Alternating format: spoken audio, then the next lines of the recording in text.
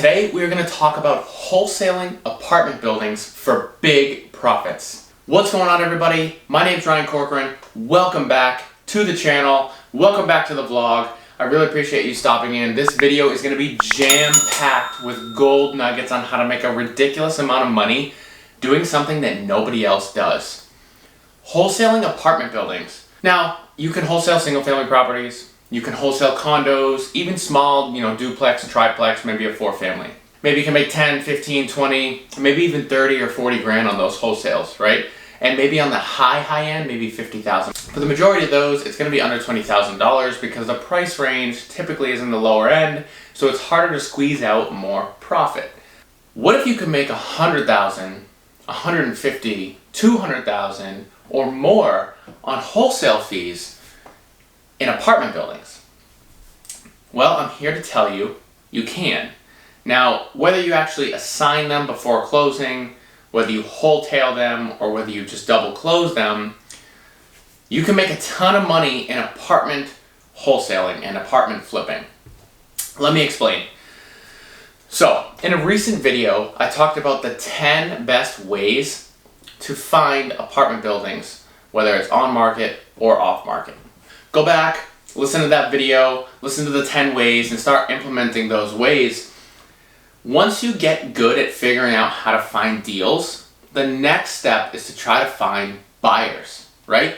And so if you can find good deals, you can lock up good deals. The last step is to find a good buyer so you can bring it to the finish line to wholesale it. Now, to be honest with you, I didn't start as a real estate wholesaler. I started as a buy and hold investor. And what I ran into is that I ran out of money, right? And I was raising a bunch of money. I was bringing in equity partners, raising private capital, debt. And I got to a point where, okay, hey, I'm worth a couple $1 million. I don't have a lot of money in the bank to show for it. I feel very cash strapped, and I'm very nervous that, okay, if 4 or 5 roofs go, like, how am I going to take care of this and still be okay? And so, as I was building up my rental portfolio, I got really good at finding off-market deals, dealing with agents. I had a really good reputation of being the guy that would buy these deals. But I always had some I never bought. Actually, I always had a lot that I never bought because I couldn't buy them all. I simply couldn't, right? And so I got involved with a group of guys who really helped me and sort of coached me into take advantage of what's around you and turn it into sustainable businesses. And so for me, I looked at my situation and I said, well, hey, I've got 2, 3, 4, maybe even 5, sometimes more deals per month that I'm not personally buying that another investor could. And so then my wheels started to turn, right? So if I have a 10-unit property that's worth $1 million and I'm locking it up for $850,000, I can go find a buyer for $950,000, $975,000, $1 million and make that wholesale fee. My mind was blown, right? Now all these deals that I'm going to buy and hold myself, fantastic. But what about the ones I'm not? How can I take advantage of this? Not only take advantage of this, how can I make like $1 million, $2 million, $3 million a year doing this? And so the ball started to roll, right? I did that with a 10-unit property. I ended up wholesaling it to an investor who was actually a friend of mine and walking away with a large split. I then did it with did it with an 11-unit property. I did it with a 12-unit property. I've done it with multiple 5-unit properties, 6-unit properties, and the list goes on and on and on. And as I get better and better at doing this, I've realized that I'm really the only guy in my market who's actively finding this many deals and actively able to wholesale them so effectively. Now, again, go watch that video on the 10 ways. I'm not going to talk about how to actually find deals today. We're going to talk about the process of wholesaling. So up front, you need to be open and honest with your agent if they're sending you a deal that you are the buyer. However, you typically buy with partners, right?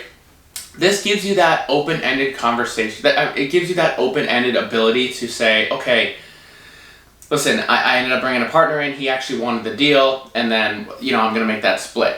Instead of screwing the seller under, instead of trying to be in the dark about the whole process, be very open with everybody and very clear so everybody has an open line of communication and expectations are met. Wholesaling gets a really bad rap, especially nowadays, because you see a lot of these guys locking properties up, telling the sellers that, I am the buyer, and then, things get a little sketchy and turns out they're actually not the buyer, they never were in the first place, the deal blows up at the closing table, and, therefore wholesalers get a really bad rap. But really, wholesaling is normal. You wholesale food, you wholesale furniture, people wholesale air conditioners, cameras, right? Wholesaling is a way for a manufacturer to increase the volume of sales using a middleman. And it's the same thing with real estate. And not many people do it for apartments, and I'm going to tell you why. It's very difficult. You don't have people coming in, cash buyers typically. Okay, maybe on like $1 million property, sure. But when you get into the $4 or $5 million property range, they're going to want to go get a loan. Right? So this is why it's super, super important when you lock an apartment building up to, first of all, you give yourself time for due diligence. Second of all, make sure you're open and tell them that, yes, I will be using a loan to purchase this property. I need an appraisal. I need an inspection. I work with partners, right? This is all part of the process. That way, in fact, when you actually go to buy that property yourself, you're covered, right? What if it's such a killer deal you want to buy it yourself? And in the event that it's, okay, it's really not that killer of a deal, but it's still a really good deal, we're going to pass that to an investor. Now, how do we find these investors? So I'm going to head over to PropStream right now. We're going to go through my favorite way on PropStream to do it, and then we're going to talk about a few other ways to do this. We're going to really quickly figure out how to find buyers in your market for apartment buildings. So we're just going to use Providence County, Rhode Island as an example. What we're going to do, we're going to come in, owner occupied, no, property characteristics. We're going to make this 5+ with minimum unit range of 6 because I like 6 units or more. We're then going to go to MLS status. We're going to hit status, then we're going to go down to sold. Then we're going to go down to ownership info. We're going to go down to corporate. Oh, I'm sorry, one more thing. And then we're going to add number of properties owned. I like 10. Now, if you can imagine, if somebody owns 10 6-unit properties, that's a minimum of 60 units, okay? Now, what you're going to find out here immediately is that most of these are going to be larger LLC corporations or funds, right? And so maybe not the best example, but 56 Tell Street LLC, the address 941 Dyer Ave, Cranston, Rhode Island. Now, I know I've seen that address many, many times using this, but there's the property. It looks like it's a 6-unit building, and it is. And you can go in and see how many linked properties they are. Now, really, take this with a grain of salt because you see 31 properties here, but it's actually just tied to this address right here.